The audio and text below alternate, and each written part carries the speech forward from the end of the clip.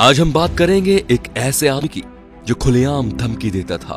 एक ऐसा आदमी जो कि मुंबई को देश की राजधानी बनाना चाहता था। एक ऐसे आदमी की जिसके दरबार में विरोधी भी हाजिरी लगाने आते थे। इनका नाम था बाला साहेब ठाकरे। चांदी के सिंहासन पर बैठने के शौकीन बाल ठाकरे खुलेआम धमकी देते थे। ये बात है सन 1990 के आसपास की। कश्मीर में इस्लामी आतंकवाद चरम पर था। कश्मीरी पंडितों को भगाया जा रहा था। अमरनाथ यात्रा चल रही थी। आतंकवादियों ने यात्रा बंद करने की धमकी दे दी और कहा जो भी अमरनाथ यात्रा आएगा वो वापस नहीं जाएगा। तब बाल ठाकरे ने एक बयान दिया कि हज के लिए जाने वाली 99% फ्लाइट्स मुंबई एयरपोर्ट से जाती है। देखते हैं यहां से कोई यात्रा मक्का मदीना कैसी जाती है। अगले दिन ही अमरनाथ यात्रा शुरू हो गई। सन 1992 में बाबरी मस्जिद ढहा दी गई तो बाल ठाकरे आपकी अदालत शो में आए हुए थे। जब उनसे कहा गया कि सुना है ये काम शिव सैनिकों ने किया है, तो वे बोले यदि ये काम शिव सैनिकों ने किया है तो ये गर्व की बात है। बाल ठाकरे का बचपन का नाम था बाल केशव ठाकरे, जो वक्त के साथ साथ बाला साहेब ठाकरे बन गया। 1980 के दशक में बाला साहेब ठाकरे ने मुसलमानों के बारे में कहा कि ये कैंसर की तरह फैल रहे हैं और देश को इनसे बचना चाहिए। 1950 के आसपास टाइम्स ऑफ इंडिया के संडे एडिशन में इन्हीं के कार्टून छपते थे।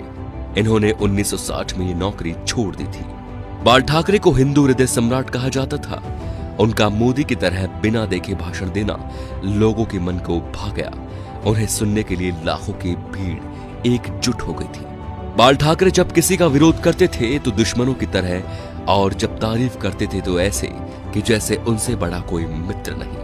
19 जून 1966 को बाल ठाकरे ने शिवाजी पार्क में नारियल फोड़कर अपने दोस्तों के साथ पार्टी बनाई, शिवसेना, जो आज भी चल रही है। बाल ठाकरे की एक खास बात थी कि वो कभी किसी से मिलने नहीं गए। बड़े बड़े बॉलीवुड एक्टर बियर पीने और उनसे मिलने उनके घर आते थे, जैसे नरेंद्र मोदी, माइकल जैक्सन। बाल ठाकरे के कुछ स्पेशल शौक थे, सिगार, व्हाइट वाइन एक्सेट्रा। ज्यादातर लोग फोटो या इंटरव्यू में उनके हाथ में पाइप या सिगार होती थी।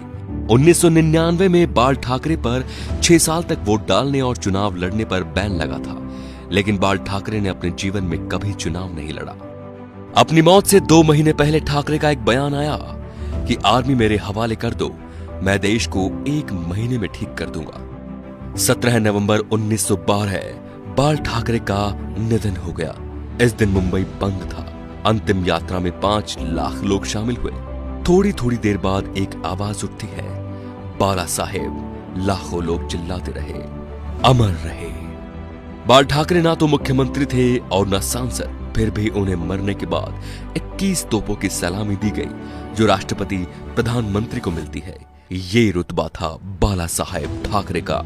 तो दोस्तों, ऐसे शेर दिल हिंदू सम्राट के लिए वीडियो को शेयर जरूर कीजिए और उनकी महानता को फैलाइए, ताकि आज जो शिव सैनिक या हिंदू उनके सिद्धांतों को भूल चुके हैं, उनके हिंदुत्व की रक्षा का संकल्प याद दिलाएं। जय श्री राम दोस्तों।